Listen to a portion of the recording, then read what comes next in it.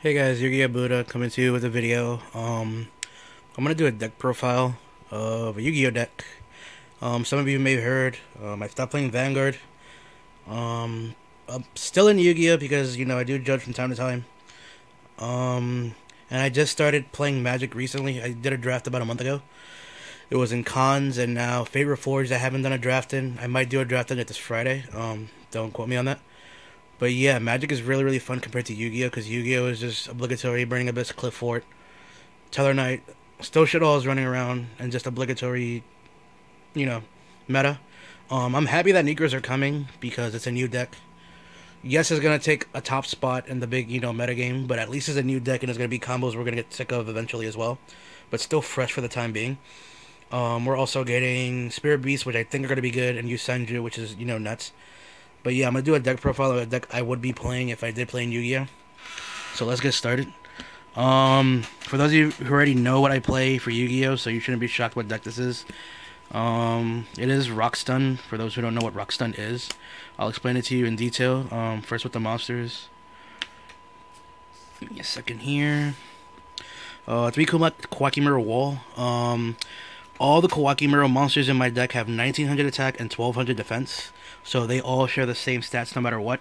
They're all Earth Rock monsters that have the effect of, during my end phase, I either send an Iron Core from my hand to the graveyard, or reveal a Rock type monster, or this card gets destroyed.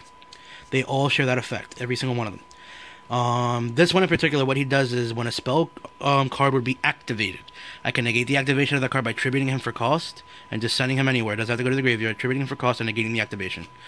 So I played 3 of that, just for shit all, just for Cliff Fort.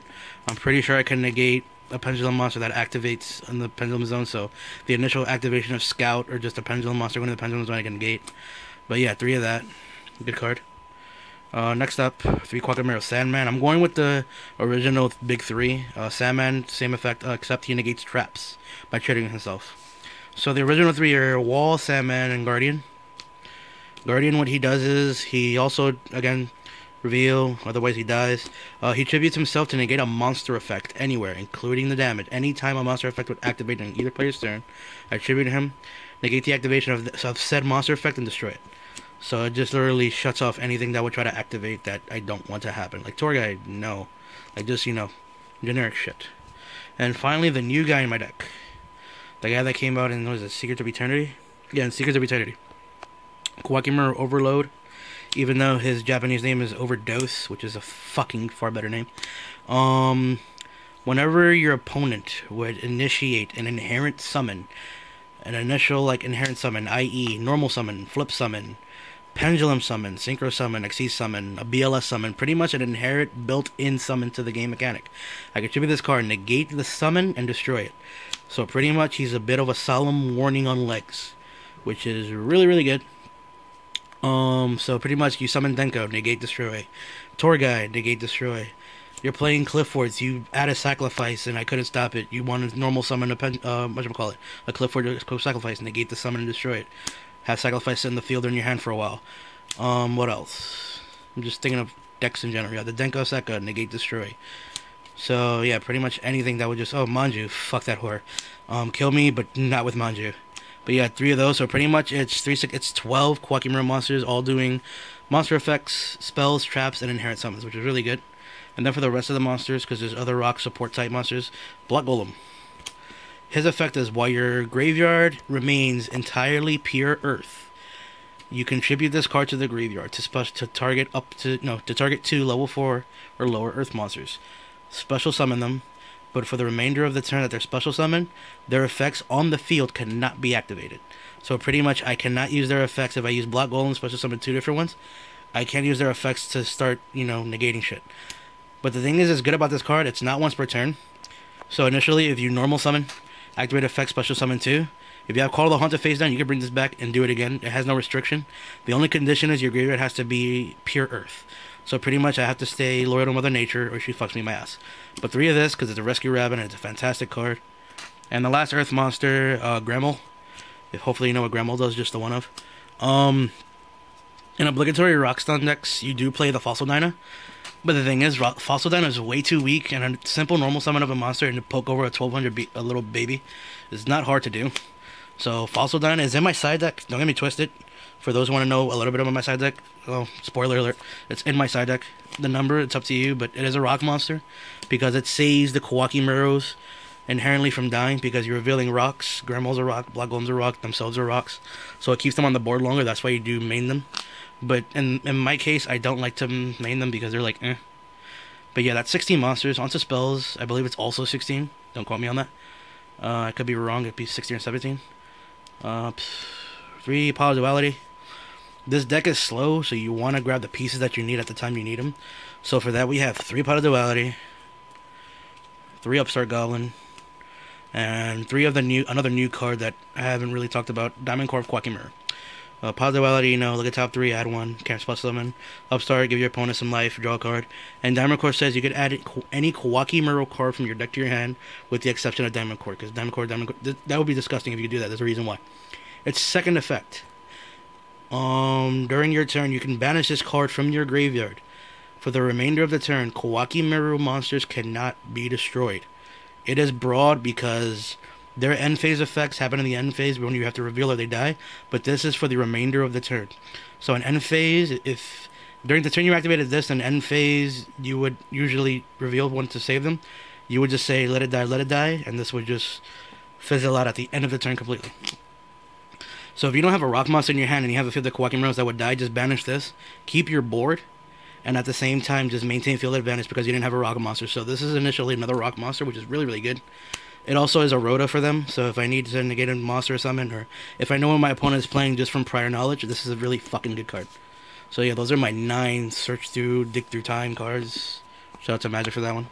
But for the rest of the spells, 3 Mystical Space Typhoon, obligatory card. Even though traps are becoming extinct for the moment, and, you know, Burning Abyss is OTK and Clifford is OTK, and Clifford still activate whatchamacallit Scout.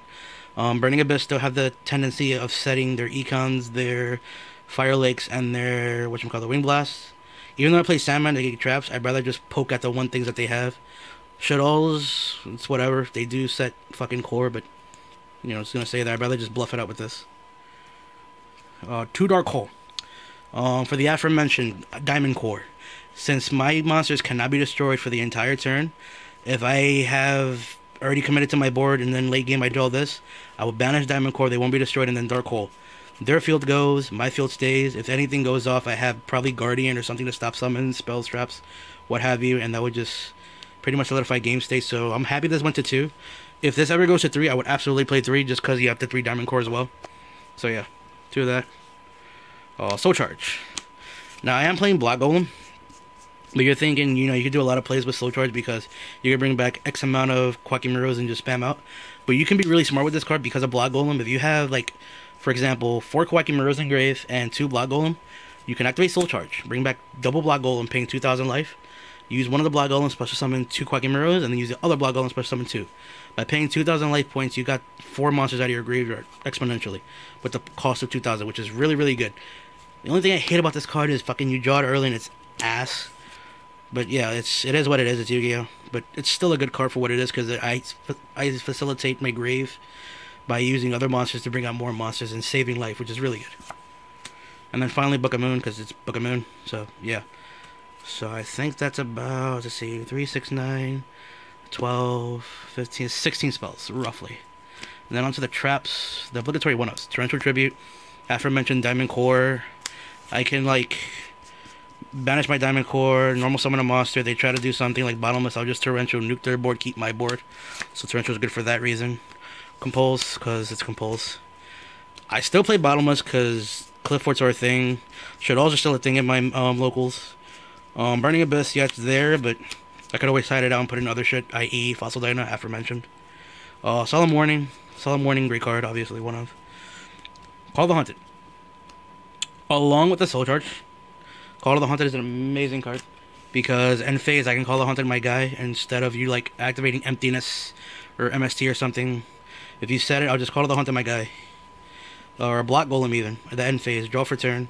Activate Diamond Core just in case you have to Mirror Force or just something random or like a TT. Use Block Golem after he was called for a turn and then just go off. So yeah, 3 Call the Haunted for that reason. And the final card in my deck, which I think is MVP of this deck. Force Pack. 3 of them. What this card does for those of you who are too young to understand, it's a counter trap that says whenever your opponent will normal summon or flip summon a monster, I negate that built-in summon of a normal or flip summon and return it to your hand. So first turn, I'm gonna summon Sword Guide. No, put it back in your hand. First turn, Denko Sekka, your back row's done. Put that shit back in your hand. You scout, yeah, I can't stop it. You start sacrifice, that's fine. Normal summon Clifford, no, put that shit back in your hand. Manju, no. Dance Princess, no. Like, it's just for the early game answers for decks that need the normal summon initially. This can set them back just for the turn, and it could be like down. Oh, I forgot Deneb, no. Altair, fuck you. Like, just like, it's so good. Like, oh my god. And it's a 3 of even against shit alls, if they try to flip, you know, Hedgehog just to get their fucking shit all fusion or their El shit all fusion. No, set it again and then I'll summon Guardian and poke and then negate and just man. And 3 of that. That is the deck. It is 42 cards. I would show you extra deck, but that's up to you. Only pointers I can give you on that is keep it as Earth as you can, like Fairy King, Gemini Pearl.